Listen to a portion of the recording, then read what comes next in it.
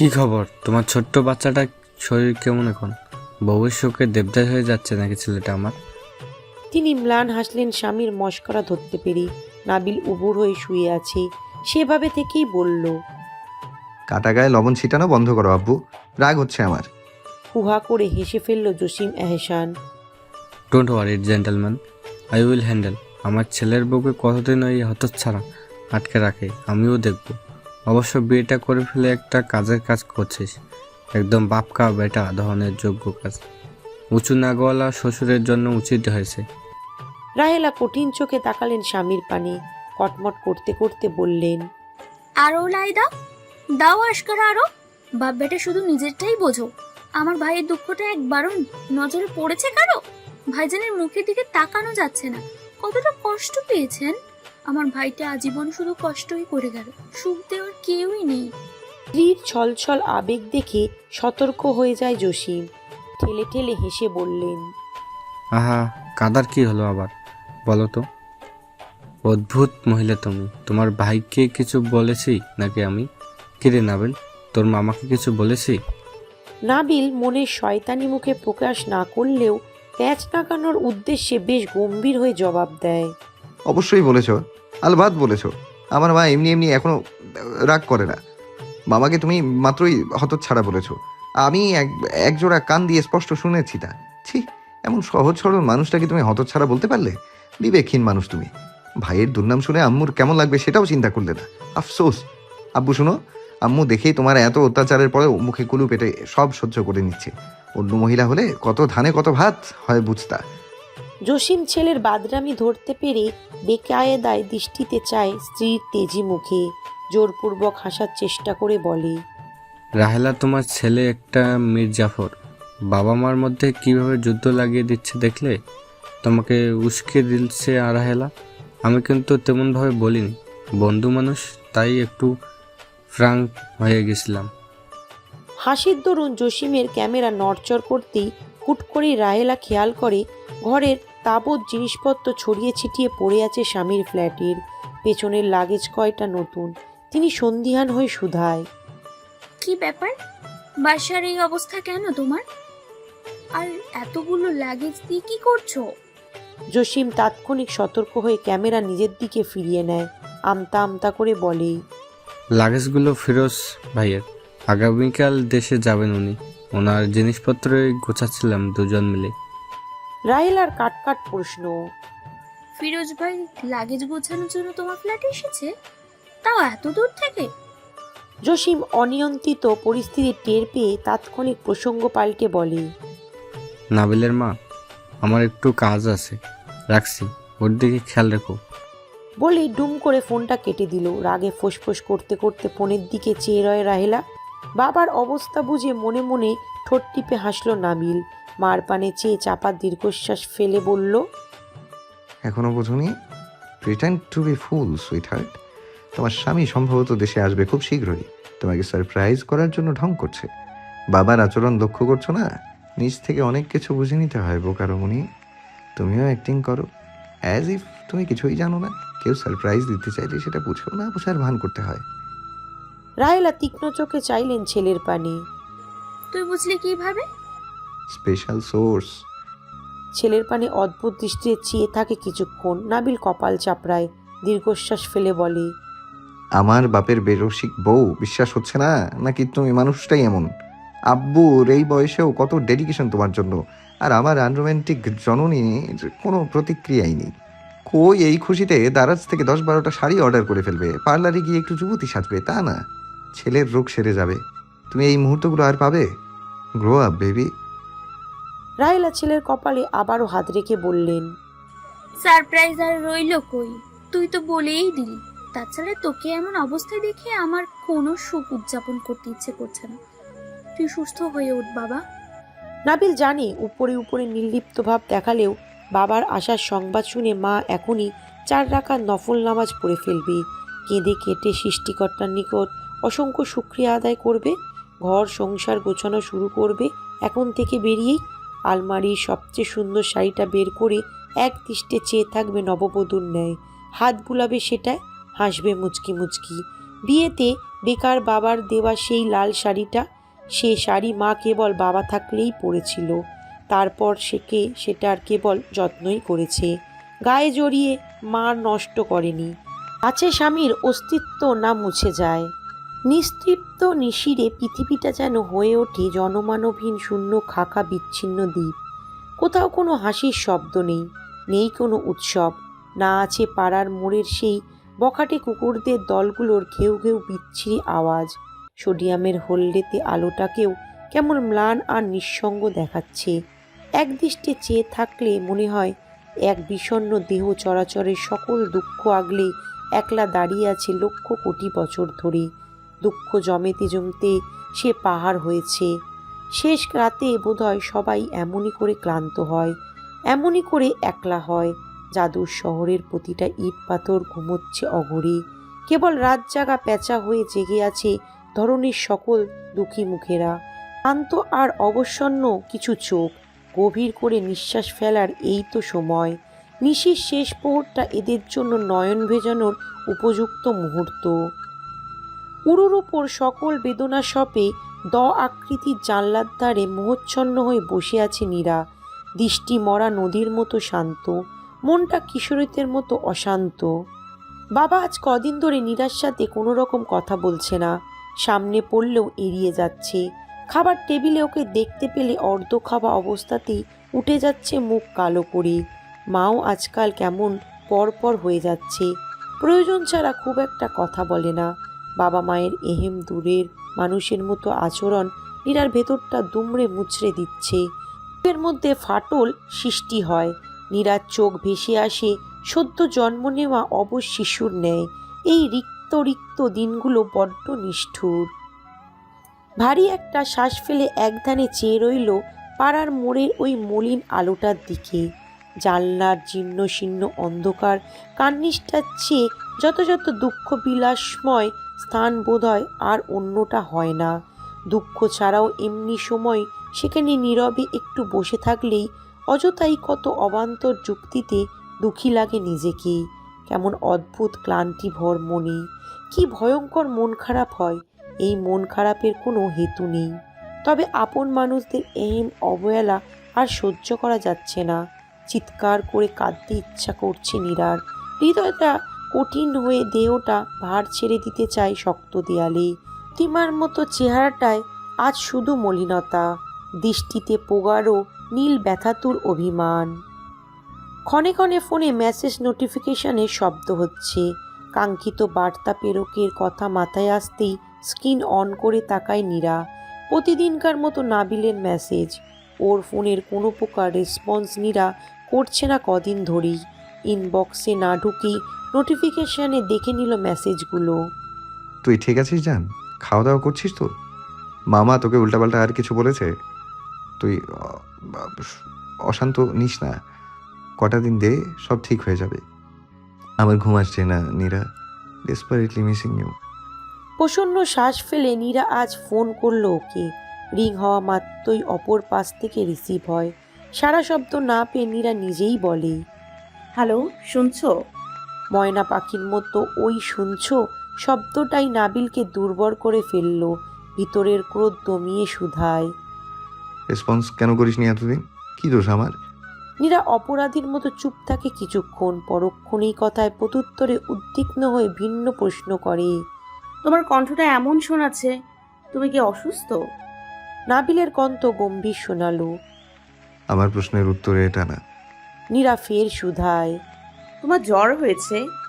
হলেই কি, মরে গেলেই কি? তুই তোর মতো থাক, আমাকে নিয়ে ভাবার দরকার কি? আমি একাই সম্ভবত তোকে এত ভালোবাসি নীরা। ভালোবেসে দিবারাত্রি পুড়ছি। আমার যে কেমন অসহ্যকর দিনগুলো কাটছে সৃষ্টিকর্তা ছাড়া কারো সাধ্য নেই বোঝার।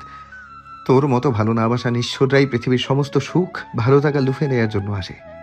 বেদনা সব নাবিলদের প্রাপ্য। নাবিলের কণ্ঠে আবারও অভিমান। নীরা রাখলো না, না পেল দুঃখ। এসব বলার অধিকার নাবিলের আছে, সে বলুক। আব্বু আম্মু আমার সাথে কথা বলছে না। নাবিল ভাই একই বাসায় থেকেও কেমন অদ্ভুত লাগছে। ওরা আমার সাথে কেমন পাষাণের মতো আচরণ করছে।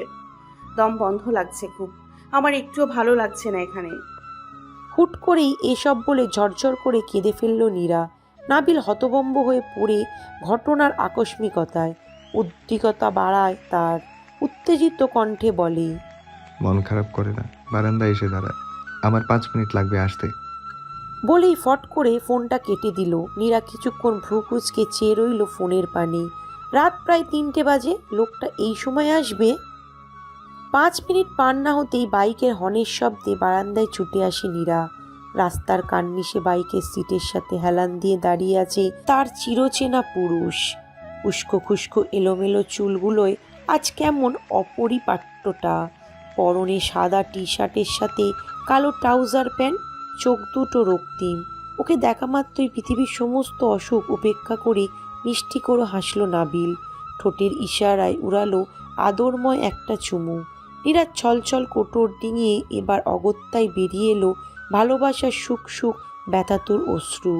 রেলিংয়ে কপাল ঠেকিয়ে ঠোঁট উল্টে চেয়ে রয় তার একান্ত নিজস্ব মানুষটার পানে। নাবিল হাসে ম্লান মুখেই, কত রকম ইশারা করে বোঝায়। তোকে দেখে বুকের মধ্যে প্রাণ ফিরে পেলাম, তুই একটা ম্যাজিক নীরু। নীরা হেসে ফেলল। এতক্ষণে সকল দুঃখ কেমন অদ্ভুতভাবে হারিয়ে গেল কোথাও। এই লোককে কেউ বোঝাও, সে নীরাকে নয়, নীরা নামক যুবতী তাকে দেখে প্রাণ ফিরে পায়। মানুষটার নেশাতুর চোখ দুটো নীরার সকল ব্যথানাশক অসুখের ওষুধ। এই সকল মুখটাই যে নীরার একমাত্র সুখের জগৎ। নাবিল হাত দিয়ে ওকে ইশারা করে না কাঁদতে।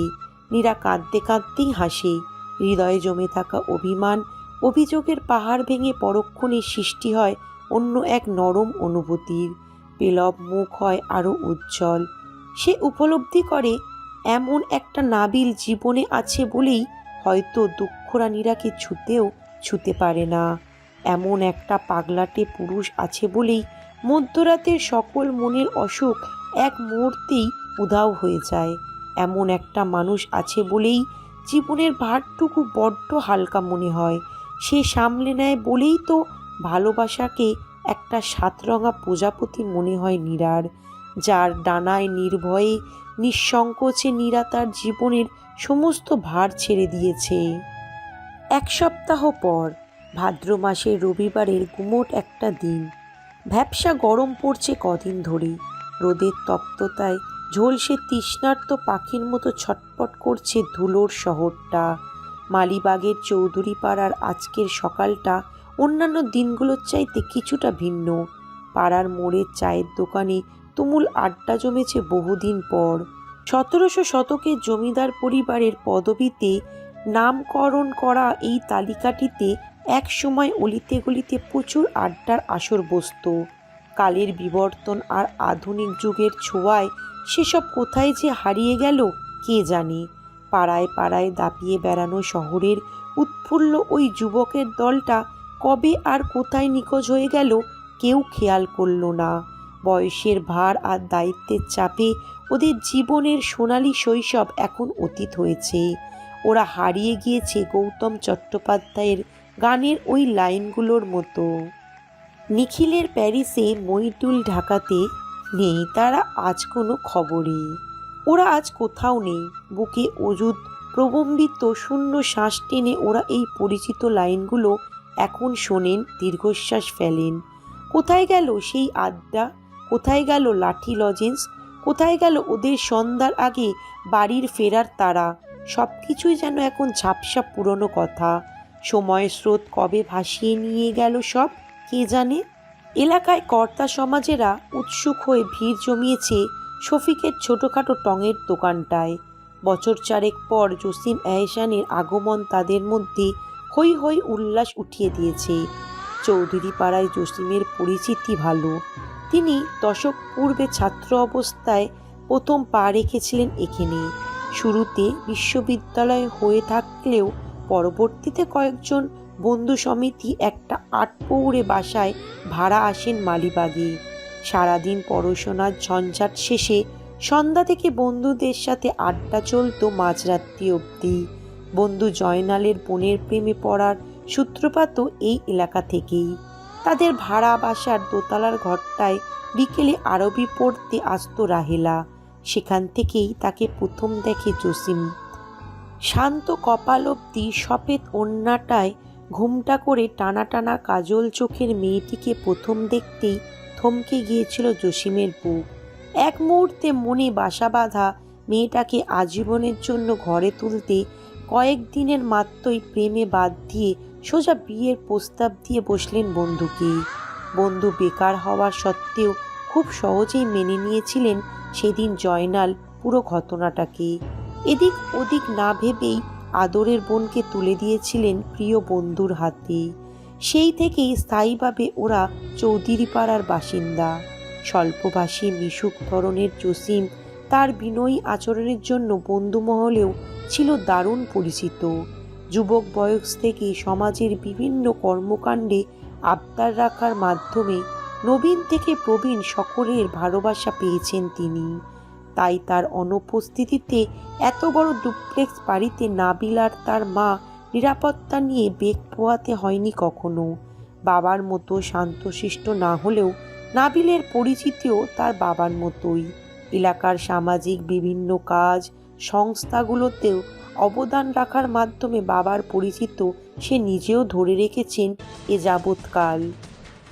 শফিকের দোকানের দিকে এক পলক চেয়ে আঁচলের কার্নিশ দিয়ে কপালের ঘাম মুছে চুলা বন্ধ করলেন রাহেলা। ফ্লাক্সে ছেলের জন্য বানানো ধোঁয়া ওঠা কফিটা ঢালতে ঢালতে স্বামীকে হাঁক ছাড়লেন জানলা দিয়ে।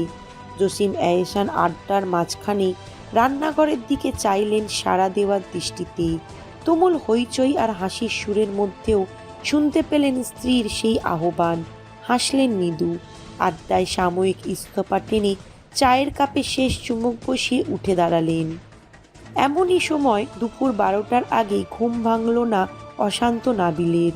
ভার্সিটির ক্লাস না থাকলে পাখি ডাকা সকাল আর ভোরের সূর্য সে খুব কমই দেখে। মায়ের আবদারের একমাত্র সন্তান হওয়ায় শাসন বারণও কম তার বিহঙ্গের মতো মুক্ত জীবনে। তবে আজ ভদ্র ছেলের মতো 8টার আগেই কিভাবে যেন উঠে পড়ল। চোখ মুখ অন্ধকার করে রান্নাঘরে এক ঝলক উকি দিতেই ব্যস্ত মা রমণীকে ঘেমে একাকার হতে দেখে মায়া হলো নাবিলের। বিনা বাক্যে আবার ঘরে ফিরে চার্জার ফ্যানটা নিয়ে এসে রান্নাঘরের কেবিনেটে মার দিকে তাক করে রাখল। ঠান্ডা বাতাস লাগতেই পেছন ফিরে চাইলেন রাহেলা। ছেলের উপস্থিতি টের পেয়ে কিঞ্চিৎ ভ্রু জড়ালেন। এই অসময়ে ছেলেকে রান্নাঘরে দেখে বিস্ময় চোখ চড়ক গাছ।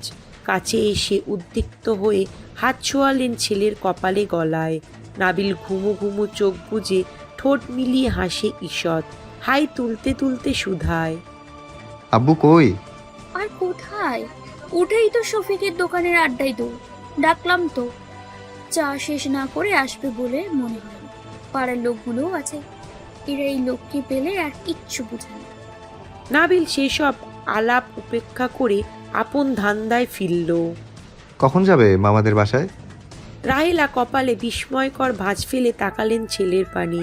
মহারাজের সূর্যি মামার সাথে সাথে জেগে ওঠার কারণ এতক্ষণে বোধগম্য হলো। তবে তিনি কাজ করতে করতে চোখে মুখে কৃত্রিম নির্লিপ্ত ভাব টেনে বললেন, আজকে যাওয়ার কথা আছে নাকি তোর মামার বাসায়? নাবিল মায়ের নাকতকীয়তা ধরতে পারে। কথার জবাব না দিয়ে কফি নিয়ে ড্রয়িং রুমে সোফায় বসলো। হুট করেই হাসলো বিশ্বজয় করে। পাল্টা প্রশ্ন করল, নেই বলছো? রাহেলা ওর ধূর্তটা ধরতে পেরে ব্যঙ্গ করে শ্বাস ফেললেন। চোখ ঘুরিয়ে ঘুরিয়ে রসিকতার স্বরে বললেন, আব্বাজানের 7 সকালে ঘুম ভাঙার বিশেষ কারণ তবে এটাই? তাই তো বলি, আজ সূর্য উদয় হওয়ার দিকটা এমন অপরিচিত লাগছে কেন? নাবিল হাসে ঠোঁট কামড়েই। পর মুহূর্তে চুলে ব্যাক ব্রাশ করতে করতে বলে, আমার বিয়ে করা বউকে নিয়ে এত রঙ্গ কেন হচ্ছে বুঝি না। শ্বশুর বাড়িতে জামাই আদর পাওয়ার বদলে নিজের বাপকে পাঠাতে হচ্ছে শ্বশুরকে তেলাতে। বাস ভাঙা কপাল আমার। ভাইয়ের দুর্নাম শুনে চোখ গরম করে চাইলেন রাহেলা। তো তেলাবে না? একজনের মেয়েকে আর অনুমতি ছাড়া বিয়ে করে ফেলেছিস, আর সে ঢাকঢোল পিটিয়ে তোমাকে জামাই আদর করবে? সে নিজেও তো দাদুর অনুমতি ছাড়া তোমার আর আব্বুর বিয়ে করিয়ে দিয়েছিল। এসব নিয়ে আমি কখনো খোঁটা দিয়েছি নাকি? নিজের মেয়ের বেলায় তার যত সুশীলতা। একদম তুলনা করবি না। আমাদের ঘটনার সাথে তোদেরটার কোনো মিল নেই।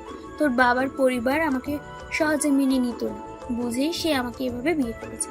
কিন্তু ভাইজান তো মেনে নিত তোদের, একটু জোরাজুরি পড়তো, কিন্তু একেবারে তো ফেলে দিত না। অবশ্য একটা ভুল বোঝাবুঝির কারণে আমি নিজেই কিছু করিনি তখন। নীরু সেদিন জ্ঞান হারানোর পর যখন নিশ্চিন্ত হলো ও তোকেই পছন্দ করে, তার কদিন পরে এসব নিয়ে কথা আগানোর ব্যাপারে ভেবেছিলাম। পেলাম কোথায় সেই সুযোগ? মার আবেগী বিলাপী ইতি টানতে নাবিল আর কথা বাড়ায় না। রিমোট দিয়ে টিভি অন করতে করতে শুধায়, দাদু এত সব কিভাবে জানলো? মানে আজ ওদের বাসায় যাবে সেই ব্যাপারে আব্বু কি চান্দিয়ায় গিয়েছিল? গম্ভীর মুখে হঠাৎ ঈষৎ হাসির রেখা ফুটে ওঠে রাহেলার ঠোঁটে। টেবিলে নাশটা রেডি করতে করতে বলেন, বাপ বেটে মিলেছে অনেক আগে। এসব তোর দাদুরই বুদ্ধি। তোর আব্বু একটু পরেই বের হবে বাড়ির উদ্দেশ্যে। বাবাকে আর ফয়সাল ভাইকে নিয়ে বিকেলের দিকে যাবে ভাইজানের বাসায়। নীরুকে কবে আনবে তাহলে? 1 সপ্তাহ পর। নাবিল বোয়াল মাছের মতো লাফিয়ে উঠে দাঁড়ালো। চোখ মুখ গম্ভীর করে অসন্তুষ্ট স্বরে বলল, এসব কি ধরনের অ্যাটাক আম্মু? 1 সপ্তাহ পর কেন? বেশি হয়ে গেছে? তুই কি বলছিস আজই নিয়ে আসতে? আমি তো চাই এক্ষুনি নিয়ে আসো। এই বিবাহিত বিরহ আর কতকাল সইব? শব্দ করে হেসে ফেললেন রাহেলা, বললেন, আমার একমাত্র ছেলের বউকে কি আমি এমনি এমনি ঘরে তুলবো? বাড়িতে 3-4 দিন ধরে লাইটিং হবে না? আত্মীয় স্বজনদের ভিড় থাকবে না? তোর বন্ধু বান্ধবরা ব্যান্ড পার্টির সাথে নাচবে না? আমার ভাতিজিকে লাল বেনারসি পরাবো না? তুই বললেই হলো। ঠিকই তো, তোর মা একেবারে ঠিক বলেছে নাবিল, সহমত তোমার সাথে। রাহেলা চেয়ার টানলেন স্বামীর বসার জন্য। নাবিল কপিতে চুমু দিতে দিতে মুখ বাঁকিয়ে বলে, স্বামী স্ত্রী মিলে যুক্তি পরামর্শ করে এইসব ষড়যন্ত্র করছো? জসিম এহসান ছেলে রসিকতায় হাসলেন, বললেন, যুক্তি পরামর্শের ভাগিদার তোর শ্বশুরও। খামোখা আমাকে আর আমার স্ত্রীকে দোষারোপ করা বন্ধ করো। রান্নাঘর থেকে রাহেলার হাসির শব্দ ভেসে আসে বাপ ছেলের শিশল যুদ্ধে। নাবিল চোখ গরম করে চায় বাবার পানি। জসিম এহসান না দেখার ভান করে নির্লিপ্ত ভঙ্গিতে পরোটা ছিঁড়ে মুখে নিলেন। আঙুলে লেগে থাকা অবশিষ্ট ঝোল চেটেপুটে খেতে খেতে বলেন, কি দাম রান্না তোমার রাহেলা, অমৃত। তোমার ছেলের বউ এমনভাবে রাত্রে না জ্বাললে বেচারা নাবিলের পোড়া কপাল। বাপের মতো চাঁদের কপাল কি আর সবার হয়? বাবার ঠান্ডা অপমানে নাবিল গরম চোখে চাইল। জসিম এহসান ভোলাবালা না জানা মুখ করে খেয়ে চলেছেন তখনও। রায়লা ছেলের পক্ষপাতিত্ব করে জবাব দেয়, না জানলে না জানবে, শিখে নেওয়ার সময় আছে ওদের। আমিও তো শুরুতে কিছুই জানতাম না, বুঝতাম না। তুমি তাও তো কখনো দুর্নাম করনি। আমার ছেলেও করবে না। ছেলের অনার্স শেষ হলে সে নিজেও আয় করবে, সংসার কি সেটা বুঝবে, দায়িত্বশীল হবে। তাছাড়া নীরাটা বুদ্ধিমতী, ঠিকই আস্তে আস্তে গুছিয়ে নিবে সব। দেখো, এসব নিয়ে একদম খোঁজাবে না আমার ছেলেকে, বলে দিলাম। নাবিল বাবার পানে শয়তানি দৃষ্টিতে চেয়ে চেয়ে চোখ টিপে হুহা করে হেসে ফেলল। বাপ ছেলের খুনসুটিময় যুদ্ধ চলল আরও কিছু সময় ধরে। রায়লা ক্ষণে ক্ষণে আঁচল মুখে নিয়ে হাসলেন এদের কাণ্ডে। চোরের মতো গুটি গুটি পায়ে নিজের ঘর পেরিয়ে ডাইনিং রুমে এসে পৌঁছালো নীরা। নাস্তা শেষ করে ভার্সিটির নাম করে বের হতে হবে বাসা থেকে আজ। বাবা বাড়িতে থাকা বিদায় ঘর ডিঙিয়ে নীরার বাইরে যাওয়া হয়ে ওঠেনি কদিন। তিনি থাকলে তার আশেপাশে নীরা আজকাল একটু কমই আসে। কদিন ধরে অবশ্য বাবার মেজাজ কিছুটা স্বাভাবিক লাগছে। মুখে সমাদর না দেখলেও ডেকে ডেকে খেতে বসাচ্ছেন আগের মতো, এড়িয়ে যাচ্ছেন না। নীরা পর্দা সরিয়ে উকি মারল, বাবা নেই। এই সময় অবশ্য তার বাসায় থাকার কথা না। রবিবারে বাবার কাজের চাপটা একটু বেশি থাকে। আমিনা বেগম মেয়েকে দেখা মাত্রই তীক্ষ্ণ চোখে চাইলেন, ওকে আগাগোড়া পরখ করলেন বেশ কিছুক্ষণ।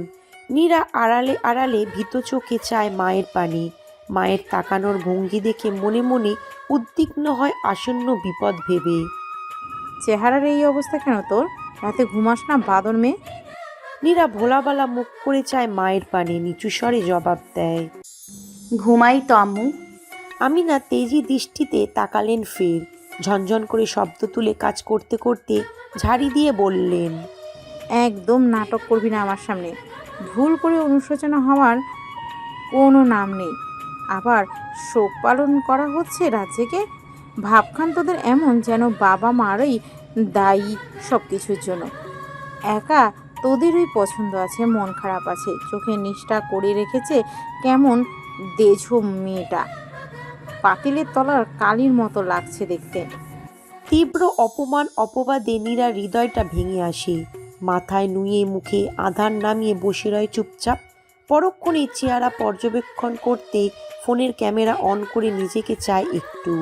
মা ভুল বলছে না, চোখের নিষ্ঠায় ডার্ক সার্কেল পড়েছে অতিরিক্ত রাত জাগার দরুন। আমি না গরম দুধের সঙ্গে 1 চামচ কাঁচা হলুদের পেস্ট মিশিয়ে মেয়ের সামনে রাখলেন। চোখ বড় বড় করে আদেশের স্বরে বললেন, ফ্রিজে ব্লেন্ড করে রেখে দিয়েছি কাঁচা হলুদ একেবারে। আগামী 4 দিন তুই দুধের সাথে হলুদ মিশিয়ে খাবি, আর আজকে থেকে 10টার মধ্যে ঘুমাবি। 10টার পর তোর ঘরের আলো যেন নিভানো পাই। আমি রেহেনা আপার সাথে কথা বলেছি গতকাল, ওনার পার্লারে যাবি সোমবারে। নিজের যত্ন নিয়ে একটু। নীরা চোখ মুখ কুঁচকে বিভ্রান্ত হয়ে চেয়ে থাকে মায়ের পানে। এমন আশ্চর্যজনক আদেশ চাপিয়ে দেওয়ার মতো মানুষ তো তার সরলা মা নয়। এ বাড়ির কোনো মেয়েই এ যাবৎকালে পার্লারের দুয়ার মারায়নি। তাছাড়া এসব নীরাও কখনো করেনি। আমি পার্লারে যাই না আম্মু। আর খামোখা পার্লারে কেন যাব? আমি না কিছুক্ষণ ভেবে বললেন, যাবি না? তাহলে ঘরোয়া স্কিন কেয়ারের একটা ভালো রুটিন কর। ইউটিউবে অনেক ভিডিও আছে, ঘেটে ভালো একটা ভিডিও টিপস ফলো করে দেখ। নীরা উত্তর না করে চোখ ছোট ছোট করে চেয়ে রইল সন্ধিয়ানভাবে মায়ের পানে। এই মহিলার আবার হলো কি? হঠাৎ এসব জিনিসের ভূত চাপার রহস্য কি? মেয়ের বিভ্রান্তি বুঝেও মুখভঙ্গি পরিবর্তন করলেন না আমিনা। বেশ কিছুক্ষণ চুপ থেকে গম্ভীর স্বরেই হুট করে বসলেন এমন অনাকাঙ্ক্ষিত প্রশ্ন। নাবিরের সাথে কথা হয় তোর? ভূত দেখার মতো চমকে ধ্যান ভাঙে নীরার। কথার অর্থ বুঝতেই শুষ্ক ঢোক গিলে ভয়ে ভয়ে বিপদ থেকে বাঁচতে দুদিকে মাথা নাড়ায় যত্রতত্র। কেন হয় না? নাবির ফোন করে না? একের পর এক অবিশ্বাস্য প্রশ্ন শুনে রীতিমতো থতমত খেয়ে যায় নীরা। সকাল সকাল এসব কি হচ্ছে তার সাথে? সে মেয়ে মানুষ, নেশা পানীয় অভ্যাস তার নেই তাহলে? করে আম্মু, আমি রিসিভ করি না। চোখ গরম করে চাইলেন তিনি। নীরা মার চাহনিতে আটকে ওঠে কিছুটা। রিসিভ করিস না কেন? কি সমস্যা? কাঠপুতুলের মতো অবাক দৃষ্টিতে চেয়ে রইল নীরা মার পানে। আম্মুকে ভূতে ধরল নাকি? ভাবনা কাটিয়ে ভোলা ভোলা মুখ করে রয় নীরা। পরক্ষণে স্বর নরম হয় আমিনার। মেয়ের শান্ত পেলব মুখে চেয়ে বলল, ওর বাবা যে দেশে ফিরে সর্বপ্রথমে আমাদের বাসায় এসেছিল, এই ঘটনা জানিস? নীরা মাথা নাড়ায় দুদিকে। সে আসলেই জানে না ঘটনা। শুনে অবাক হলো অনেকটা। কপালে ভাঁজ ফেলে চেয়ে রয় উত্তরের অপেক্ষায়। ভার্সিটিতে ছিলি, জানার কথা না? তোর বাবা যে ইদানিং তোর সাথে নরম হয়ে কথা বলছে, সেটা খেয়াল করেছিস? নীরা ফের একই ভঙ্গিতে মাথা নাড়ায়। আমিনা এবার মহা বিরক্তি নিয়ে তাকায় মেয়ের পানে। এই উদাসীন মেয়েটাকে নিয়ে কোথায় যাবেন তিনি? বা দুঃখ পেয়েছে বলে শ্বশুর বাড়ির নামই ভুলতে বসেবি তুই? স্বামীর সঙ্গে যোগাযোগ রাখবি না? বিয়েটাকে অস্বীকার করবি? তিনি তাৎক্ষণিক চোখ গরম করে চেয়ে বললেন, জসিম ভাই আজকে বিকালেও বাসায় আসবে অনুষ্ঠানের তারিখ ঠিক করতে। এই সপ্তাহে ফেলবে তারিখ। নাবিরের দাদা আর বড় চাচাও আসতে পারে। এই, তুই কোনো দুনিয়ায় থাকিস রে? গতকাল তোর বাবা 1 ঘন্টা ধরে ডেকোরেটরদের সঙ্গে কথা বলল, সেটাও তো শুনিসনি? নীরা ভ্যাবলার মতো মায়ের মুখের পানে চেয়ে রইল। অনুষ্ঠান? কিসের অনুষ্ঠান? ডেকোরেটরদের সাথে কেন কথা বলেছে? আমাদের বাসায় কি কোনো প্রোগ্রাম আছে আম্মু? তিনি হতাশ শ্বাস ফেলে মেয়ের পানে চাইলেন। মেজাজ নিয়ন্ত্রণ করার চেষ্টা করে প্রত্যুত্তরে শান্ত স্বরে বললেন, যাদের বাড়ির বউ হয়েছিস তারা আনুষ্ঠানিকভাবে তাদের বউকে তুলে নিয়ে যেতে চায়। তোর শ্বশুর আসবে সেটারই দিনক্ষণ ঠিক করতে। তোর শ্বশুর? মায়ের মুখে ফুপার এহেম সম্বোধন শুনে নীরা কিছু আড়ষ্ট হলো লজ্জায়। পরক্ষণেই বিভ্রম থেকে বেরিয়ে চোখ বড় বড় করে মায়ের চাওয়ার পানে চেয়ে রয়ে। ওরা আনুষ্ঠানিকভাবে তাদের বাড়ির বউকে তুলে নিয়ে যেতে চায়। বাক্যটা পর পর 3 বার কানের কাছে এসে ধাক্কা খেল। বিশ্বাস হচ্ছে না নীরার। স্বপ্ন লাগছে কথাগুলো। পরক্ষণেই অদ্ভুত এক দৈব বলে সর্বাঙ্গ আনন্দ আনন্দ ভয়ে নেচে উঠতে চাইল, চোখে নেমে আসতে চাইল পূর্ণতার বর্ষা। অলস দুপুরের কাঠপাতা রোদটা বড্ড বিরক্ত করছে আজ। রমনার সবুজে ঘেরা মাঠটাও একরক্ষী স্বস্তি অস্বস্তির বাতাস নেই। প্রকৃতির এই নিষ্ঠুর রকচটা আচরণ যেন কিছুতেই মেনে নেওয়ার মতো না। চারিদিকে থেকে থেকেই ভেসে বেড়াচ্ছে প্রবল উত্তাপের ভাষা সুভাষ। টানা 20 মিনিট ধরে নাবিলের জন্য রমনায় অপেক্ষা করছে নীরা। গতিশীল ঘড়ির কাঁটা 4টার ঘর ছুবে ছুবে ভাব। কপালে বিরক্তির ভাঁজ ফেলে শেষবারের মতো রাস্তার দিকে চাইল সে। এখনও আসার নাম নেই মহারাজের। এই রং ঢং করা নাটকীয় লোকটাকে নিয়ে আর পারা যায় না। এই ছেলে রেডি হতে মেয়েদের চেয়েও বেশি সময় নেয়। কোথায় বিয়ের হবার আগে 1 ঘন্টা ধরে সে শার্ট প্যান্ট সিলেক্ট করবে, সে আধ ঘন্টা তার লেগে যায় কোনো সুবাসের পারফিউম গায়ে মাখবে সেটা ভাবতেই। একটা জলজ্যান্ত পুরুষ মানুষ হয়ে এত ঢং এই লোক কিভাবে করতে পারে নীরার বোধগম্য হয় না। নীরা তো পারলে এখন পরনে 3 পিসটা পরেই বেরিয়ে যেত। মেয়ে হওয়ার দরুন বাধ্য হই তাকে একটু পরিপাটি থাকতে হয়, নয়তো এত কাহিনী করার কি আছে। এই বিরক্তির আরও 10 মিনিট সময়কাল পেরিয়ে ভূতের মতো কোথা থেকে উড়ে এসে দুম করে নীরার পাশে বসলো নাবিল। পরনে হালকা আকাশি রঙের শার্ট, মিড ব্লু জিন্স প্যান্টের সাথে আকাশি শার্টটা বেশ মানিয়েছে ওকে। শরীর থেকে ভেসে আসছে ছড়ানো বেস নোট ধরনের পারফিউমের খুশবু। ধপাস করে পাশে ঘেঁষে বসলো। হাতের চকলেট ফ্লেভারের আইসক্রিমটা নীরার হাতে ধরিয়ে দিয়ে শার্টের উপরের 2টো বোতাম খুলে ক্লান্ত ভঙ্গিতে আকাশের পানে চেয়ে শ্বাস ফেলল। নীরা জড়বস্তুর মতো ঠান্ডা আইসক্রিমটা হাতে নিয়ে হকচকিয়ে হয়ে চেয়ে রইল ওর পানে। নাবিল খাপছাড়া ভঙ্গিতে আকাশ থেকে চোখ নামিয়ে খোলা একাংশ বুকের দিকে ফু দিতে দিতে অবশেষে চাইল উত্তপ্ত পেয়সীর পানে। শার্টের বুক ওঠানামা করে হাওয়া নিতে নিতে নীরাকে চোখে কঠিন করে চেয়ে থাকতে দেখে মনে মনে হাসল। আইসক্রিমটা ওর হাত থেকে টেনে নিয়ে সেটার খোলস ছাড়িয়ে দিয়ে রসিকতা করে বলল, খা এটা, মাথাটা কুল হবে। যা গরম পড়ছে, বইয়ের মাথা গরম হবে না তো কারটা হবে? খা বউ খা, তোর অস্থিরতা আমার সহ্য হয় না। নীরা রাগে ফুসফুস করতে করতে চেয়ে আকস্মিক ঝাড়ি মারার ভঙ্গিতে ওর হাতটা কুনুই দিয়ে সরাতেই নাবিলের হাত ছিটকে আইসক্রিমটা শুকনো ঘাসের উপর গিয়ে পড়ল। ঘটনার আকস্মিকতায় নাবিল হতবিহম্বর। বিস্ময় ভাব নিয়ে মাটিতে গলে গলে লুটোপুটি খাওয়া আইসক্রিমটার দিকে এক পলক চেয়ে দুঃখী দুঃখী স্বরে বলল, ভাই তুই ফেললি কেন এটা? না খাইলে না খাইতি, আমি খাইতাম। তোর কোনো আইডিয়া আছে কত কষ্ট হয়েছে এটা কিনতে আমার? এই চান্দি গলানো গরমে দেশে আইসক্রিমের একটা রিজার্ভ তুই কমাই দিবি। তোর এই অকাজের জন্য জিডিপির অঙ্কে কি মারাত্মক হেরফের হইতে পারে কোনো আইডিয়া আছে তোর? নীরা হতাশ ভঙ্গিতে শ্বাস ফেলে কপালে হাত রাখল। কি আশ্চর্য বিরক্তিকর কথাবার্তা লোকটার। এই সামান্য আইসক্রিমের জন্য নাকি দেশের জিডিপির অঙ্কে বিরাট হেরফের হবে, বিরাট ক্ষতি হয়ে যাবে দেশ ও দশের। এটা কিনতে নাকি তার আবার কত কষ্ট হয়েছে। নীরা ওর পানে কিছুক্ষণ কটমট করতে করতে চেয়ে প্রকট রাগ দেখিয়ে উঠে দাঁড়াতে নিলেই নাবিলের পুরুষালী হাতের হ্যাচকা টানে আকস্মিক ওর গায়ের ওপর ধপাস করে পড়ে যেতে নিয়েও নিজেকে সামনে নেয় নীরা। পেছনের পথচারী শিশু দুটো ঘটনায় কি বুঝে খিলখিল করে হেসে উঠল কে জানে। নীরা বিব্রত হয় খানিক। পরক্ষণই লজ্জায় লাল হয়ে আসা তার পেলব মুখখানা। নাবিল হাতের ইশারায় বাচ্চা দুটোকে ডাকে। পকেট থেকে 100 টাকার 2টো নোট বের করে ওদের হাতে ধরিয়ে দিয়ে বলে, রাগ গলিয়েছিস, এই খুশিতে আরেকটা করে ভ্যানিলা ফ্লেভারের আইসক্রিম খেয়ে নিস। টাকা পেয়ে বাচ্চা দুটো হৈ হৈ করে উঠল। তাৎক্ষণিক দৌড়ে ছুটে গেল আইসক্রিম কিনতে। বেশ কিছুক্ষণ বিনা বাক্যে চেয়ে থেকে নীরা অভিমানী কণ্ঠে শুধায়, দেরি হলো কেন? আমি মেয়ে হয়ে কেন এতক্ষণ অপেক্ষা করতে হলো?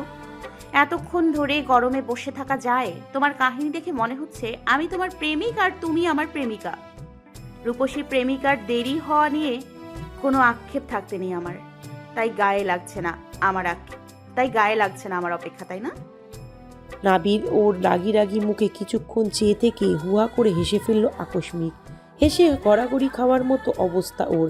হাসতে হাসতেই বলল, খারাপ বলিসনি, এই শহরের একঘেয়ে প্রেমগুলো আর মনে ধরছে না। আমরা একটু ভিন্নতা আনলে পারি প্রেমের টেস্টে। আমি তোর বউ, তুই আমার স্বামী, আমাদের সংসার হবে সলিড আর দামি। ওর বিচ্ছিরি শব্দ শুনে চোখ বুজে হতাশ শ্বাস ফেলে নীরা। রাগ ভুলে দৃষ্টি আটকায় নাবিলের মুখে চেয়ে। ছেলেটাকে সত্যি দারুণ সুদর্শন লাগে সব সময়। এই ছেলে যেভাবেই থাকে ওভাবেই কেমন গোছানো লাগে। বুকে অদ্ভুত শান্তি লাগে টের পায় এই মুখে তাকালে নীরা। সে মনে মনে হেসে নিশ্চুপ চেয়ে রয় নাবিলের শুভ্র সতেজ মুখের পানে। পরক্ষণে আশেপাশে সতর্ক দৃষ্টি বুলিয়ে মুখে গম্ভীর করে ঈর্ষান্বিত স্বরে বলে, এত রং ঢং করে সেটিং পেটিং হয়ে কেন এসেছো? এত গুছিয়ে আসতে হবে আমার সামনে? মেয়েগুলো তাকিয়ে আছে তখন থেকে, আমি উঠে ওদের চোখ তুলে নিব বলে দিলাম। নাবিল ভাই, মেয়ে মানুষ এত বেহায়া হবে কেন? অসহ্যকর। কোথায় কোন মেয়েরা ওকে তাকিয়ে আছে সেসবে চোখ দেবার প্রয়োজন বোধ করল না নাবিল। তার মনোযোগী দৃষ্টি কেবল নিজের তেজি অর্ধাঙ্গিনীর পানে। মুচকি হেসে ঘোর লাগানো চোখে সেভাবেই চেয়ে রইল ওর হিংসুটে মসৃণ চেহারায়। নীরার উদ্বিকতা দেখে অজানা ভালো লাগায় ঠোঁটে হেসে উঠল ছেলেটার। সব উপেক্ষা করে নেশা নেশা বিভ্রম কণ্ঠে হঠাৎ বলল, আম্মু বলেছে তোকে লাল বেনারসি পরিয়ে ঘরে তুলবে। তোরও কি ওই রংটাই প্রিয় নীরু? বিরক্তি মাখা মুখটা থেকে হঠাৎ করেই আধার কেটে আসে। শান্ত হয়ে যায় দৃষ্টি মন। নীরা বাক হারা হয়ে দৃষ্টি এলোমেলো করে লজ্জা আড়াল করার চেষ্টা করলো। আমতা আমতা করে বলল, জানি না। নাবিল আরেকটু ঘেঁষে বসলো। কানের কাছে মুখ নিয়ে ফিসফিস করে বলল, আমি তো শুধু শাড়ির কথাই বললাম। তুই এত সব ডার্টি ডার্টি কল্পনা করে ভুতাই লজ্জা কেন পাচ্ছিস? এই ব্যাড নটি গার্ল। নীরা ফট করে রেগে গেল পুনরায়। দুম করে বুকে কিল বসিয়ে এক মুহূর্তে উঠে দাঁড়িয়ে হাঁটা ধরল। নাবিল হুহা করে হাসতে হাসতে পিছু নেয় ওর। পাশাপাশি পা চালাতে চালাতে বলে, এসব কি? এটা তো কথা ছিল না, এটা ডিল ছিল না নীরু। প্রেমিকা তো আমি, তুই আমাকে আহ্লাদ না করে নিজেই গাল ফুলাচ্ছিস। প্রেমিক সমাজের নাক কাটিয়ে দিচ্ছিস ভাই। মানি না। বি এ জেন্টল রেসপন্সিবল লাভার। নীরা জবাব না দিয়ে কঠিন চোখে চাইল ফের। নাবিল একের পর এক উস্কানিমূলক বক্তব্য পেশ করেই স্বস্তি পাচ্ছে। মুখ চলছে তো চলছেই। আশেপাশের একঘেয়ে সব কপত কপতির দৃষ্টি তখনও ওদের পানে। কিন্তু আমাদের জোড়া চড়ুই পাখিরা সেসব পরোয়া করলে তো? ওদের মিষ্টি প্রেম কাঠফাটা রোদেও নরম হয়ে গলে গলে পড়ল রমনার মাটিতে। তুমুল দুর্যোগেও বাতাসের সঙ্গে ওরা সম্পর্কের মধুর বাসনা ছড়ায়। চড়ুইদের প্রেমের উষ্ণ টাপিলাটে হুট করেই তপ্ত রক্ষতা থেকে তীব্র কোমল হয় বিকেলটা। কোথায় থেকে যেন একটা মধুর সুর ভেসে আসে। কে যেন দারুণ আনন্দ নিয়ে হেলে দুলে গাইছে। নাবিলের ঘরের বিল্ট ইন ফিচার খাটের এক কোণে বসে চিন্তিত ভঙ্গিতে নখ খুঁটছে শাওন। নাবিল নিজেও পুরো ঘরময় ঘুরে ঘুরে পায়চারি করছে শেষ আধ ঘন্টা ধরে। দুজনের চোখে মুখে রহস্য উদ্ঘাটনের ছটা। শেষ 30 মিনিট ধরে কী সব কূটনীতি বুদ্ধি এরা করছে কে জানে। নাবিলের হলুদ পরানো শেষ সেই সন্ধ্যায়। 9টার পরেই শুরু হবে নীরার হলুদ পরানো। সেই মুহূর্তে পুরো বাড়ি ফাঁকা। শাওন আর নাবিল ছাড়া ওদের বাড়ির সকল আত্মীয় স্বজনই মাত্র নীরাকে হলুদ পরানোর উদ্দেশ্যে রওনা হলো। এক এক অঞ্চলের বিয়ের এক এক উদ্ভব নিয়ম। এই যেমন নাবিলদের বংশগত নিয়ম, বিয়ের আগের রাতে বর কনের দেখা সাক্ষাৎ হওয়া কড়া নিষেধ। সেদিন পুরো জাতি কনেকে দেখার অধিকার পাবে। পাবে না শুধু বেচারা বর। বরকে রেখে 14 গোষ্ঠী বউকে হলুদ পরাবে, এটা কেমন আশ্চর্যজনক কথা। এমন একটা শুভ দিনে বউকে সে সামনাসামনি দেখতে পাবে না। নীরুকে কেমন লাগছে সামনে থেকে দেখতে হবে না। এমন বৈষম্যের নিয়ম কারা বানালো? বাঙালির কি খেয়ে দেয়ে কাজ কম নাই? বসে বসে নিয়ম লিখবে আজাইরা। তা বানাক যে কেউ, নাবিল সেই নিয়মকে বুড়ো আঙুল দেখিয়ে দিবে। এসব ছাতার মাতার নিয়ম নাবিল মানলে তো, কিন্তু কিভাবে কি? তার এই মা জননী তো একটা মহা আতঙ্ক। মহিলা ঠিকই ছেলে শয়তানি ধরে বসে আছে। যাওয়ার আগে কলা গলায় শাসিয়ে বলে গিয়েছে, নীরাদের বাসার আশেপাশে যদি ঘেসেছিস আজ, তোর বিয়ে করার স্বাদ মেটাবো বাদর ছেলে কোথাকার। বিয়ে করার সাধ্য এ জন্মেও মিটবে না আম্মাজান। এই ভয়ঙ্কর রমণীকে আপনার ছেলে প্রতি বছরই বিয়ে করতে চায়। বিয়ে করা বউকে নিয়ে সামাজিক আনুষ্ঠানিকতা ওরফে সার্কাস আজ আর মানা হচ্ছে না। বউকে না দেখলে আজ আর প্রাণে বাঁচবো না। সরি সুইট লেডি, ইতিহাস রটাতে হলে নাবিলদের অত ভয় পেলে চলে না। I have to take this risk. যেখানে ঝুঁকি নেই সেখানে কিছুই নেই। বর্ষাই প্রথম এলো নীরাদের বাসায়, তবে প্রথম যে এসেছে সেটা একদমই মনে হচ্ছে না। শেষ দুদিন ধরে নাবিলদের বাসায় কোনো সঙ্গ না পেয়ে একেবারে একঘেয়ে লেগেছে। ছোট কাকার বাসায় বেশিরভাগ ছিল নাবিলের বন্ধু সমাজ, তবে এখানে এসে ভালো লাগছে। মীরার অনেক বন্ধুদের সাথে ওরও বন্ধুত্ব হয়ে গিয়েছে ইতিমধ্যেই। মীরা আপু যথেষ্ট আন্তরিক, বিশেষ করে ইমু। আসার পর থেকে বর্ষা ইমুর সাথে থাকছে বেশিরভাগ সময়। মেয়েটা মজার, খুব মজার করে কথা বলে। ওর আশেপাশে থাকলে এমনিতেই মন ভালো হয়ে যায়। তবে এই মুহূর্তে আপাতত ইমুকে ছাড়াই বসে রইল ড্রয়িং রুমে, সাথে নিলয়ের সাথে সরাসরি এখনো কথা হয়নি ওর, তবে দুজন দুজনকে আড়ালে আড়ালে দেখছে খানিক পর পর। ইন্ট্রোভার্ট হওয়ার দরুন একই রুমে বসে থেকেও মেসেজ করে কথা বলছে তারা। ওদের সম্পর্কটা এখন আর আগের মতো নড়বড়ে নয়। ওরা কি চায় সেই সম্পর্কে দুজনেই পরিষ্কার এই কদিনে। নিলয়ের মেসেজের মাঝে এক অন্য প্রসঙ্গ টেনে বসলো বর্ষা, আরক্ত হেসে লিখল। বড় মাকে আমি আপনার কথা জানিয়েছি নিলয়। নিলয় অবাক হয়ে এক পলক চাইল ওর কাপা কাপা লজ্জায় লাল হয়ে যাওয়া মুখের পানে। সঙ্গে সঙ্গে চোখ নামিয়ে ফেলল বর্ষা। কি বলছো বড় মাকে? বলেছি আমি একজনকে বিয়ে করতে চাই। মিথ্যে কেন বললে? বর্ষা অবাক হয়। মিথ্যে? বিয়েটা তো আমি তোমাকে করতে চাই, তুমি করতে চাও বলে সব ক্রেডিট নিজের দিকে নিয়ে গেলে কেন? বর্ষা হাসল মৃদু, সেই হালকা হাসিটুকু পিয়ানো সুরের মতো বিঁধল নিলয়ের প্রশস্ত বুকে। বর্ষা লিখল। বড় মা আপনার সঙ্গে দেখা করতে চায়। ওরা এখনই আমাকে বিয়ে দিতে চায় না, তবে হয়তো পারিবারিকভাবে এটার ভবিষ্যৎ ভেবে রাখার সিদ্ধান্ত নিয়েছে। মানে বিয়ে দিতে চায় না কেন? আমার মধ্যে কোনো কমতি আছে বর্ষা? ধুর, তা কখন বললাম? আপনার কোনো কমতি নেই, বরং আপনাকে লাইফ টাইমের জন্য পাওয়া যে কোনো মেয়ের জন্য ভাগ্যের ব্যাপার। মানে এই ধরুন, বাগদত্ত হয়ে থাকতে হবে একটা বছর, বাবা মা দেশে আসবে 1 বছর পর। আপনি 1 বছর নিজেকে আরো তৈরি করুন কানাডায়।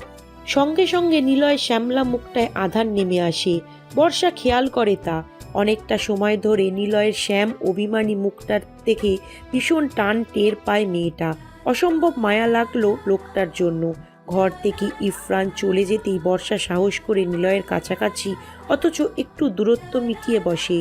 স্বর নিচু করে বলে, নিলয়, আমাদের সম্পর্কের নামটা এই অদ্ভুত বন্ধুত্ব ছাড়া আর কি দেওয়া যেতে পারে আমার জানা নেই।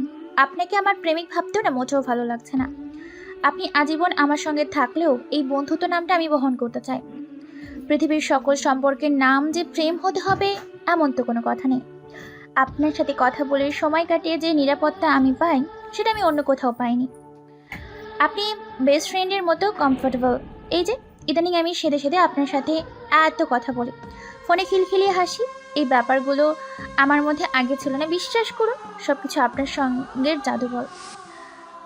এমন একটা মানুষকে বিনা চড়াই উতরাই পেয়েও হারানোর মতো বোকামিটা আমি কিছুতেই করতে চাই না। আমি মন খারাপ করবেন না নিলয়, আমি আছি, কোথাও যাচ্ছি না। এই একটা বছর আমরা আগের চেয়ে বেশি রাতভর কথা বলবো, সময় অসময়ে বিরক্ত করবো, অকারণে আপনার বিচ্ছিরি রসিকতাগুলো শুনে হেসে পড়বো। এগুলো করতে করতেই সময় স্রোতের মতো কেটে যাবে দেখবেন। কাউকে ভালোবাসলে যে সঙ্গে সঙ্গে বিয়ে করে ফেললে সব মিটমাট হয়ে যায়, ব্যাপারটা কিন্তু এমন না। আমাদের পূর্ণতার নাম হোক অপেক্ষা। নিলয় একটা ভারী শ্বাস ফেলে বর্ষার ফর্সা হাতের পানে চাইল। কমলা লালের সংমিশ্রণে কাচের চুড়ি পরেছে মেয়েটা। সেভাবেই চেয়ে রইল নিঃশব্দে অনেকক্ষণ। হাত থেকে চোখ ফিরিয়ে চাইল ওর শান্ত নদীর মতো মুখটায়। লাল পাড়ের কমলা রঙের একটা শাড়ি পরেছে সে। ধপধপে ফর্সা শরীরে এই রংটা দেবীর মতো ঠেকছে। নিলয় অভিমান করে সেভাবেই কিছুক্ষণ চেয়ে থেকে উঠে দাঁড়ালো। যাওয়ার আগে কি ভেবে আবারও ঘাড় বাঁকিয়ে চাইল। ঘোর লাগানো দৃষ্টি ছুঁড়ে বলল, শোনো, তোমাকে আজ অসম্ভব বিচ্ছিরি লাগছে। অসম্ভব মানে অসম্ভব। এই বিচ্ছিরি মেয়েটাকে নিজের একটু আড়াল করে রাখো, বুকে ব্যথা হচ্ছে আমার। বেশ কিছুক্ষণ ওর গম্ভীর অভিমানী মুখে চেয়ে থেকে অকস্মাৎ শব্দ করে হেসে ফেলল বর্ষা। সাথে উপলব্ধি করল নিলয়ের প্রবল কঠোর ব্যক্তিত্বের আড়ালে লুকিয়ে আছে অসাধারণ একটা ছেলে মানুষ ধরনের ব্যক্তিত্ব, একটা অবুঝ মন, একটা চমৎকার মানুষ। আলমারি থেকে দুটো নতুন শার্ট বের করে একটা নিজে পরল, আরেকটা শাওনকে পরতে দিল নাবিল। মাথায় ক্যাপ লাগিয়ে বিনা বাক্যে নেমে পড়ল মিশন। বউ দেখা লাগবে যুদ্ধে, হয় মরবে নয় বউকে দেখবে, কিন্তু আজ এর একটা দফারফা হওয়া চাই। গুলবাগের গলিতে ঢুকেই মাথায় ক্যাপ নিচু করে ফেলল নাবিলরা। মালিবাগের বেশিরভাগ এলাকাতেই ওদের পরিচিতি শীর্ষে। পাড়ার চায়ের দোকান থেকে শুরু করে গণ্যমান্য সকলের কাছেই ওদের মুখ পরিচিত। সবচেয়ে বড় কথা, গুলিবাগে এই মুহূর্তে কারো দৃষ্টিতে পড়ে যাওয়াটা আতঙ্কের, সময়টা বিপজ্জনক। গেটের সামনে দিয়ে বেশ কিছুক্ষণ ঘুরঘুর করলো। এত আলোর মধ্যে দিয়ে সামনের দিক দিয়ে ঢোকাটা ঠিক হবে না, পেছনের দিকে দেয়াল টপকানোও একটু কঠিন। মামুটা দেয়ালের ওপর যেই পরিমাণ কাঁচ দিয়েছে, একটা শরীরের চিপায় ঢুকতে পারলেই হলো। গতি না পেয়ে আবার ফিরল সামনের দিকে।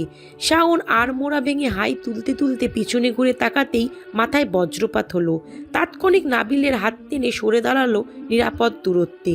নাবিল শুধাতেই শাওন চোখের ইশারায় কনফেকশনারিতে ইঙ্গিত করে বলে, বন্ধু, ওই যে তোমার শ্বশুর ডেডি ধরা পড়লে নতুন জামাই, তোমার খবর আছে আজকে।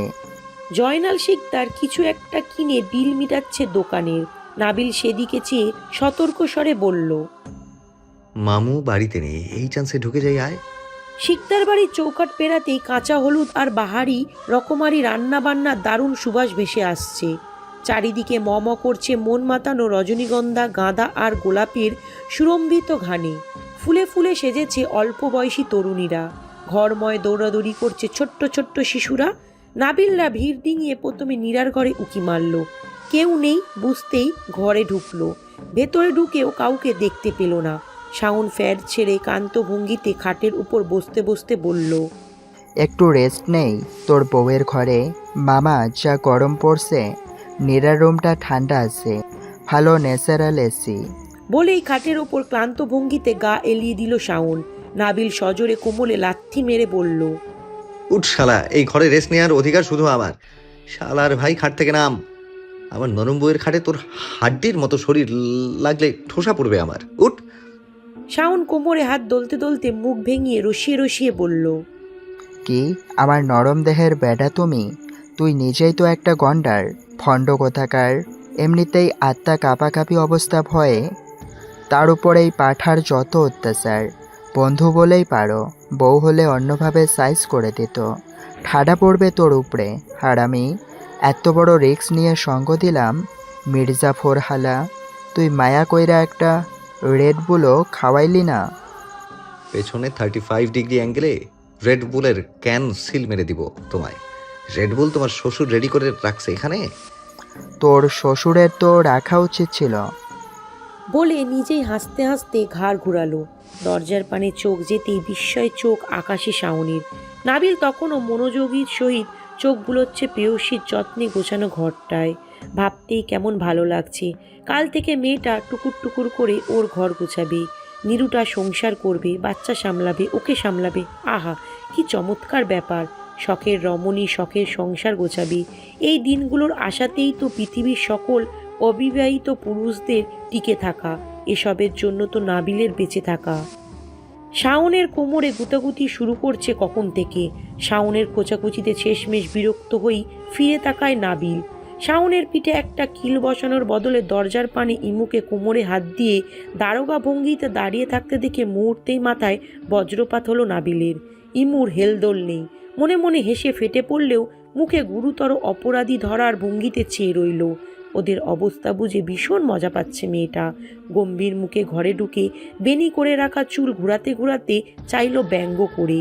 হাই তুলতে তুলতে শাওনের উদ্দেশ্যে বলল, কি সিনিয়র, চোর চোর ভাব নিয়ে কোথা থেকে টপকালেন অসময়ে, তাও সোজা আমার বান্ধবীর ঘরে।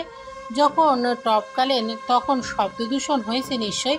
কোমর ভেঙেছে শান ভাই? শাওন বেচারা ভরকায় কিছুটা, আমতা আমতা করে বলে, আমি কিন্তু বয়সে তোমার থেকে অনেক বড় ইমোশনা, গুনে গুনে 4 বছরের সিনিয়র হলেও আমরা কিন্তু পড়াশোনা করছি একই বিশ্ববিদ্যালয়ে, থাকিও একই এলাকায়। আবার তোমার নানার খালাতো ভাইয়ের ছেলে আমাদের দুঃসম্পর্কের আত্মীয় হয়। আবার নীরা নাবিলের বিয়ের দিক দিয়ে আমরা নব বেআইন হলাম। মানেটা বুঝতে পারছো? সব দিক দিয়েই আমাদের খুব কানেকশন, সোল টু সোল। রিসোদ্দা, ইমু ভুরু জড়ায়, লোকটার গাঁজাখুরি যুক্তি শোনে। তো আমরা কিন্তু চাইলে আলোচনার মাধ্যমে ব্যাপারটা মিটমাট করে নিতে পারি। বাই দ্য ওয়ে, শুনলাম অ্যাসাইনমেন্ট নিয়ে শাহজাহান স্যার ঝামেলা করছে। নেক্সট ডে ক্যাম্পাসে গিয়ে আমাকে একটা কল করো, স্যারের সাথে আমার ভাব আছে। শাহজাহান স্যারের সাথে আপনার কিসের ভাব শান ভাই? ওনার সাথে তো স্বাভাবিক ছেলেরাই এ জন্মে মেশে না। ওই লোকের চরিত্রে সলিডে ঝামেলা, তার মেয়ে ভালো লাগে না। আপনাদের মতো কচি কচি পোলা স্যারের প্রিয়। আপনারও কি ওনার মতোই কেস? নয়তো এত ভাব থাকবে কেন? শাওন চোখ বড় বড় করে বলল, হাস্তাগফিরুল্লাহ, তুমি তো হেব্বি ফাজিল। বন্ধু, তোর বিয়েতে আইসা চরম অপমানিত হইতেছি, আর মানা যায় না। ইমু মুখে হাত দিয়ে ঠোঁট টিপে হাসলো আরেক দিকে চেয়ে।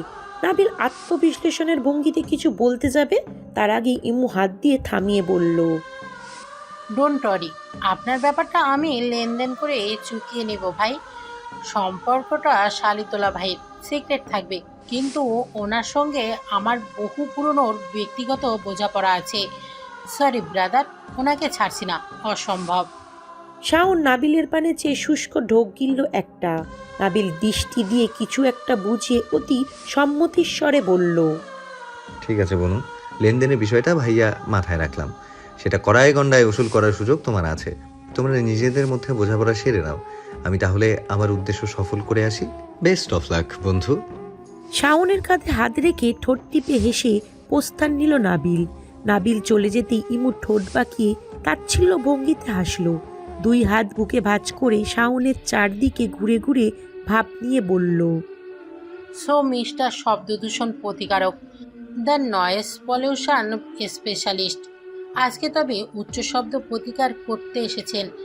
লেটস টাইম ওয়ান, একটা খেলা খেলি চলুন। আপনার ক্ষমতা পরীক্ষা হওয়া দরকার। আমি একটা চিৎকার করি, সেই চিৎকারে বিপরীত পুরো বাড়িতে যে হই হই ব্যাপারটা হবে, সেটা নয়েজ কমাতে পারলেই কিনা দেখুন। ক্যাম্পাসে ইমুকে একা পেয়ে হয়রানি করা, র্যাক দেওয়া, লোক জড়ো করে আজ এমন কেলানি খাওয়াবো না, জন্মের মতো ইমুকে নিজের গুরু মানবেন। ওর হুঁশিয়ারির বিপদে হেলদোল দেখা গেল না শাওনের মধ্যে। নির্লিপ্ত ভঙ্গিতে মন্ত্রমুগ্ধের মতো চেয়ে ইমুর সামনের চুলগুলো কানের পিছনে গুজে দিতে দিতে বলল, করো জড়ো, তোমার গলার স্বর এমনিতেও ফাটাবাস। এক ডাকেই পুরো ঢাকা শহরে ভিড় জমে যাবে। আর তারপর ইমুর উদ্বিগ্ন মুখে চেয়ে একটু থেমে হু হা করে পৈশাসিক হাসি হাসল শাওন। বেচারি ভ্রু বাঁকিয়ে চেয়ে আছে তখনও। শাওন একটু এগিয়ে কানের কাছে মুখ নিয়ে ফিসফিস করে বলল, তারপর আমাকে আর তোমাকে একই রুমে পাশাপাশি কাছাকাছি ক্লোজ টু ক্লোজ আবিষ্কার করবে। মানুষ তো বোকা না ম্যাডাম, বুঝবে এত বড় দামড়া মেয়েকে জোর করে এখানে আনা সম্ভব না। সে নিজেই নিজ গরজে হেঁটে হেঁটে এসেছে। সিনিয়রকে দেখার জন্য মনটা ছটফট করছিল কি না এটাও বুঝবে।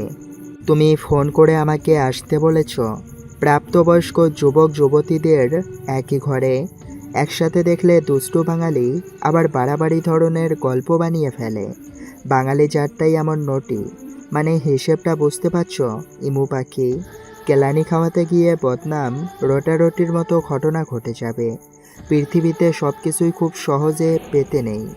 ডাকো, আমরা না হয় একটু বদনামি হয়ে এক হলাম।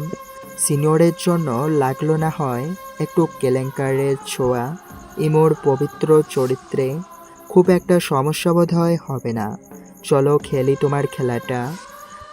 ইমু আসন্ন বিপদ বুঝে আতঙ্কে এক পা পেছাতে পেছাতে আকস্মিক ওকে ধাক্কা মেরে বলল, সরে দাঁড়ান, দেখুন ভালো হচ্ছে না কিন্তু। আমার মামা আর্মিতে আছে, আমার বড় চাচা পুলিশ। ছোটবেলা থেকেই আমার ইচ্ছে আমি একজনকে মার্ডার করব। সেই একজনটা কিন্তু আপনিও হয়ে যেতে পারেন। তোমার কোনো মামাই আর্মিতে নেই, না আছে তোমার চাচা পুলিশে। তোমার গোষ্ঠীর 14 পুরুষ প্রবাসী, সব খোঁজ নেওয়া শেষ। আর তুমি মাই সুইট লেডি, তুমি তো সামান্য মুরগির কাটার দৃশ্য দেখলেই 1 সপ্তাহ ট্রমায় থাকো। হলে ছিলে না 1 মাস, সব খবর এসেছে আমার কানে। তাছাড়া সুন্দরী রমণীদের হাতে মরতে পারাটা গুড লাকের ব্যাপার, সবাই এই সুযোগ পায় না। তুমি মারতে চাইলে আই ডোন্ট মাইন্ড। আর কিছু বলবে? আমি আমি যেতে দিন। আমি ডেকে এনেছি, যেতে হলে যাও, বেঁধে রাখিনি তো। বেকায়দায় ফেলে বলছে বেঁধে রাখিনি, ব্যাটা ছোট লোক। ধাক্কায় বিপরীতে শাওনকে অনর পকেটে হাত ঢুকিয়ে মিটিমিটি হাসতে দেখে আবারও ভীত হয় মেয়েটা। পুরো বাড়ি ফাঁকা, সবাই ছাদে। লোকটা এই সুযোগে চাইলে যাতা করতে পারবে, কেউ বাঁচানোর নেই। ইমু আর ঝুঁকি না বাড়াতে হাতের কাছে থাকা ফুলদানিটা ফেলে দিল। ওটা ঝনঝনে শব্দে শাওনের মনোযোগ এদিক সেদিক হতেই ইমু অকস্মাৎ বাঁচাও বলে চিৎকার করে দিল ভো এক দৌড়। শাওন কিছু না বুঝে ভুরু বাঁকিয়ে প্রশ্নসূচক দৃষ্টিতে তাকিয়ে রইল। পরক্ষণেই হেসে ফেলল। মেয়েটার যাওয়ার পানে চেয়ে মাথা চুলকে গুনগুন করে গাইল, हम तुम एक कमरे में बंद हो और चाबी खो जाए। এত চড়াই উতরাই পার করেও শেষ রক্ষা হলো না নাবিলের। ধূর্ত মা জননীর কাছে শেষমেশ ধরা পড়তে হলো। সিঁড়িতে পা রাখতেই তার মহর্ষীয় মার সামনে পড়ছিল নাবিল। মাকে দেখা মাত্রই হেড ক্যাপ নামিয়ে না দেখার ভান করে চলে যেতে নিতেই রাহেলা গোয়েন্দার মতো যত্রতত্র লম্বা পা ফেলে ছেলের সামনে পথ আটকে দাঁড়ালেন। হতাশ শ্বাস ফেলে কান টেনে ধরলেন বেয়ারা ছেলের, চোখ রাঙিয়ে শুধালেন, এসব কি? ব্যাস তারপর যা ঘটার তাই ঘটল। এরই মধ্যে আমিনা, মীরাসহ আরও অনেকে এসে হাজির। হৈরৈ করতে করতে পুরো বাড়ি রটে গিয়েছে এই বিরল ঘটনা। লজ্জায় নীরার রাগ তরতর করে বাড়ছে, কিন্তু এই ছেলের চোখে বিন্দুমাত্র লাজের ছটা নেই। অসভ্যের মতো এমন বিব্রতকর অস্বস্তিকর ঘটনার পরেও কেন নির্লিপ্ত ভঙ্গিতে দাঁড়িয়ে নীরার দিকে চেয়ে আছে? নীরার বুঝতে বাকি নেই আস্ত এক নির্লজ্জ ধৃষ্ট ছেলেকে বিয়ে করতে যাচ্ছে মেয়েটা। মান সম্মান রাখবে না এই ছেলে। নীরার হলুদ ছোঁয়ানোর পর্ব কেবলই শুরু হচ্ছিল। নীরার বাবা মার পর এখন মীরার হলুদ ছোঁয়ানোর পালা। এরই মধ্যে স্টেজে হাজির নাবিল। সে ওদের এই সাজানো গোছানো নিয়ম অক্ষত রাখলে তো বউয়ের প্রপার্টি লিস্টে বাবা মার পরে থাকবে স্বামীর নম্বর। সেখানে বোন আবার কি জিনিস? তাছাড়া এই মীরা কটকটির সঙ্গে এমনিতেও তার ব্যক্তিগত বিরোধ আছে। এটাকে একটু না জ্বালাতে পারলে শান্তি লাগছে না। নাবিল চুলে ব্যাগ ব্যাস করতে করতে মাছি টানানোর মতো হাত নাড়িয়ে স্টেজে উঠল। এক হাঁচকাঁপ টানে মীরাকে স্টেজ থেকে নামিয়ে হলুদিয়া বধুয়া পাশে বসতে বসতে হাঁক ছাড়ল, ফুট ফুট, তুই পরে হলুদ পড়াবি মিরাক্কেল। সকল যুক্তি বিচার বিশ্লেষণ করলে এখন আমারই সিরিয়াল হওয়ার কথা। গণতান্ত্রিক দেশে আমাকে ঠকিয়ে দুর্নীতি করিস না। জামাইয়ের সাথে বসিস পরে, আমরা কাপল ছবি তুলবো, যা ভাগ। নীরা অগ্নি চোখে চাইল এক পলক। মীরা মুখটা কাঁদো কাঁদো করে বোনের পানে চেয়ে প্রায় নালিশ করার ভঙ্গিতে বলল, দেখেছিস নীরা, কত বড় অভদ্র বেয়ারা বেয়াদবের ঘরের বউ হচ্ছিস? দেখেছিস? বড় বউয়ের বোনকে তুই তুকারি করছে। বেটা জল জ্যান্ত একটা বোন দিয়ে দিচ্ছি, এই খাতিরে হলেও তো আপু ডাকতে পারিস। তুই যেন কত বছরের বড় আমার থেকে? অনলি 6 মাস, অথচ তোর ব্রেইনের বয়স মাত্র 6 দিন। আমার ব্রেইনের বয়স কত জানিস? 25 ইয়ার্স। সেই হিসেবে বড় কে হলো? আমি। অ্যাকর্ডিং টু দিস লজিক আমি তোর দুলা ভাই। শুরু কর, ডাক দুলা ভাই। মীরা ফোঁস করতে করতে বলল, আর বিয়েটা আমার বোনের, আমার বোন, তোর এখানে কি কাজ? এই যে বলে ফেললি না একটা মগজলেস কথা। পৃথিবীতে মোস্ট লং লাস্টিং অধিকারমূলক রিলেশনের নাম হচ্ছে স্বামী স্ত্রী। এর চেয়ে খাঁটি সম্পর্ক আর একটা পাবি? তুই তোর ঘরের লোককে আজীবন নিজের বলে দাবি করতে পারবি না, কিন্তু তোর স্বামীকে ঠিকই পাচ্ছিস। আপন সেই হয় যে আজীবন সাথে থাকে, কাছে থাকে। রাতুল ভাই ছাড়া এমনিতেও তোর মতো হাতারামের সাথে কেউ থাকবে না। তাই আমার বোন দাবি না করে আমার স্বামী দাবি কর গিয়ে, যা। তোর বোন এখন আমার বউ। ভাই বোনের খুনসুটির বিপরীতে রাতুল কেবল হাসল। এখানে তার কী বা বলার আছে? নীরার চোখে তখন তপ্ত আগুন। চলছে গোপন যুদ্ধ। সেই যুদ্ধ ভেদ করে চোখ ঝাঁঝালো আলোর ওদের দেখতে লাগলো রং তুলির কোনো ছবির মতো। একটা পেলব মুখের প্রতিমা কোণে, আর সফেদ পাঞ্জাবিতে ঈর্ষান্বিত হাসির সুদর্শন বর। রায়লা বেগম মুগ্ধ হয়ে চেয়ে রইলেন ওদের পানে। ছেলে মেয়ে দুটোকে জোড়া পুতুল সংসারের দম্পতি লাগছে। চোখ দুটো আপনা আপনি ভিজে এলো আবেগে। তিনি মুহূর্তটাকে ক্যামেরাবন্দি করতে ক্যামেরাম্যানকে ডেকে বললেন, ছবি তুলো ওদের। এই নাবিল, তাকায় দিকে। মার কথার ধ্যান নেই ছেলেটার। তার সকল মনোযোগ পাশে বসা প্রতিমারূপী মেয়েটার পানে। সেভাবে চেয়েই খপ করে নীরা হাতটা ধরে ফেলল সে। বিস্ময়ে নীরার চোখ চড়ক গাছ। নাবিলোর বিস্মিত দৃষ্টি অগ্রাহ্য করে মুখের সেই নির্লজ্জ হাসি বজায় রেখে নাবিল আপাতমত জনতার উদ্দেশ্যে বলে উঠল, মামুর বাড়ি এবং আমার বাড়ির সকল আত্মীয়গণ, আপনারা কিছুক্ষণের জন্য অন্যদিক মনোযোগ ফেরান। আবার বউ লজ্জায় মরে যাচ্ছে। এভাবে চললে আজ আর আমাদের ক্যান্ডিড ছবি তোলা হবে না। নীরা অবিশ্বাস্য দৃষ্টিতে চেয়ে রইল পাশে বসা অতি বেহায়া বেপরোয়া দৃষ্ট অভদ্র লোকটার পানে। একটা মানুষ এতটা বেফাস আর ঠোটকাটা কি করে হতে পারে, একে না দেখলে বোঝার উপায় নেই। মনে যা আসবে স্থান কাল না দেখে ফট করে তাই বলে বসবে। এতটুকু আড়স্তটা নেই চোখ মুখে। ওর আগুন দৃষ্টি খেয়াল করে ভেতরের তপ্ততা বুঝে ঠোঁট কাঁপলে হাসল নাবিল। পরক্ষণেই ওদের পানে চেয়ে মিটিমিটি হাসতে থাকা অল্প বয়সী ছেলেটার উদ্দেশ্যে হাঁক ছাড়ল, ক্যামেরা ধরো সোহেল, ভালো করে তুলবে। এই যাবৎকালে তোমার তোলা শ্রেষ্ঠ ক্লিক হওয়া যায় এটা। আজকে এটা ভালো হলে ছেলে মেয়েদের বিয়েতেও তোমাকে বুক করা হবে। সত্যি সত্যি এক ক্লিকেই চমৎকার একটা ছবি উঠল। ছবিতে নাবিল অতি উৎসাহী হয়ে পেয়সীর হাত ধরে চেয়ে আছে ক্যামেরায়, আর নীরা কঠিন দৃষ্টিতে চেয়ে রইল সেই উৎসাহিত মুখের মালিকের পানে। সোহেল ক্যামেরা সামনে এনে ছবিটা ওদের দেখালো। অদ্ভুত এক জাদু বলে পাশে বসা এই অভদ্র লোকটার ছবি মুখে চেয়ে আপনা আপনি মনটা নরম হয়ে এলো নীরার। ভুলে গেল কিছুক্ষণ আগের রাগ বিরক্তি ভাব। নীরা নিজ থেকেই আরেকটু ঘেঁষে বসলো এবার। কি আশ্চর্য হাসি লোকটার! এবার নিজেই ধরল নাবিলের প্রশস্ত হাতটা। নরম স্বরে সোহেলকে বলল, আরেকটা তুলুন। ওই ছবিতে আমার হাসিটা মিসিং। নাবিল অবাক দৃষ্টিতে চেয়ে রইল নীরার পানে। এবারও উঠল না দুজনের হাসাহাসি মুখের ছবি। একজন হেসে ক্যামেরায় চেয়ে থাকলেও অপরজনের চোখে কেবলই বিস্ময়। সেই বিস্ময় ভাব টিকে রইল বহুক্ষণ। পৃথিবীর সবচেয়ে নির্লজ্জ ছেলেটাও আজ বোধহয় নিজেকে মোড়ালো খানিকটা লাজুকতায়। প্রেয়সীর প্রশ্রয় টেনে পেয়ে মোমের মতো বলে গেল দুষ্টু নাবিল। এই লজ্জা স্বর্গীয় সুখের বিহমিত আনন্দের। এই ভিডিওটি যদি আপনাদের ভালো লাগে তাহলে অবশ্যই লাইক করবেন ও আপনাদের মূল্যবান মতামতটি কমেন্ট করে জানাবেন। আর এরকম ভালোবাসার ভিডিওগুলি দেখার জন্য আমাদের চ্যানেলটি সাবস্ক্রাইব করে আমাদের সাথেই থাকুন। ধন্যবাদ সবাইকে।